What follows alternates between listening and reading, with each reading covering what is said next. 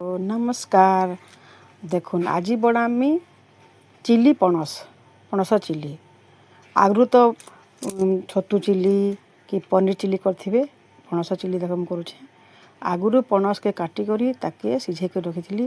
ସେଥିରେ ଆରାରୁଟ୍ ଆଉ ମଇଦା ଦେଇକରି ଆଉ ଟିକେ ଫ୍ରୁଟ୍ କଲର୍ ବଟା ମସଲା ଦେଇଛେ, ଟିକେ ଜିଞ୍ଜର ଗାର୍ଲିକ୍ ପେଷ୍ଟ, ତାପରେ ହଳଦୀ ମିର୍ଚା ଗୁଣ୍ଡ ଆଉ ଟିକେ ଚିକେନ୍ ମସଲା ତାକେ ଭଲସେ ଗୋଳେଇ ଦେବୁ। ଭଲସେ ପୁଣି ରଖିବେ। ପଣସକେ ଅଲଗା ଆଇଟମ୍ କଲେ ଛୁଆମାନେ ନି ଖାଆନ୍, ଚିଲି କରିଦେଲେ ପଟକୁ ଖାଇଦେବେ। ତାପରେ ଛାଣି ପକାଉଛେ, ଯେନ୍ତା ପୁରା ଲାଲ ହେବା ତକ୍ ଟିକେ ଛାଣିଦେଲି। ଆଗରୁ ତ ସିଝେଇଥିଲି ନା ଲୁଣ ହଳଦୀ ଦେଇକରି। ହଁ, ଏଟା ଛାଣି ଦେଉଛେ ଦେଖ। ତାପରେ କ୍ୟାପ୍ସିକମ୍ କାଟିଥିଲି, କ୍ୟାପ୍ସିକମ୍କେ ବି ତେଲ ଟିକେ ଛାଣିଦେମି।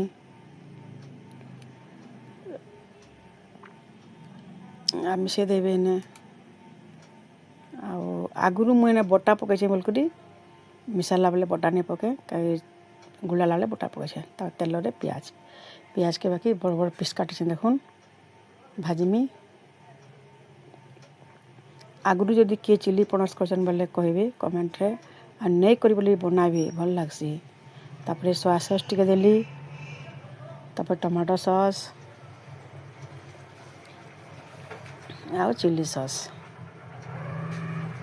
ତାପରେ ସବୁ ଯେନ୍ ଛାଣିଲାଟା କ୍ୟାପ୍ସିକମ୍ ଆଉ ପଣସକେ ମିଶାଇ କରି ଘାଣ୍ଟି ଦେଉଛେ ଦେଖୁନ୍। ଏତେ ସୁନ୍ଦର ଯେନ୍ତା ପୁରା ଦେଖିବେ ତ ପୁରା ଦିନେ ବନେଇ କରି କେନ୍ତା ସୁନ୍ଦର ଦିଶୁଛି ପୁରା ଦେଖୁନ୍। ଆଉ ବହୁତ ସଫ୍ଟ ବି ହେଇଥିସି। ଆଉ ଛୁଆମାନେ ଖାଇ ବି ଦେବେ, ଭଲ ଲାଗ୍ସି। ରହିଲି, ନମସ୍କାର।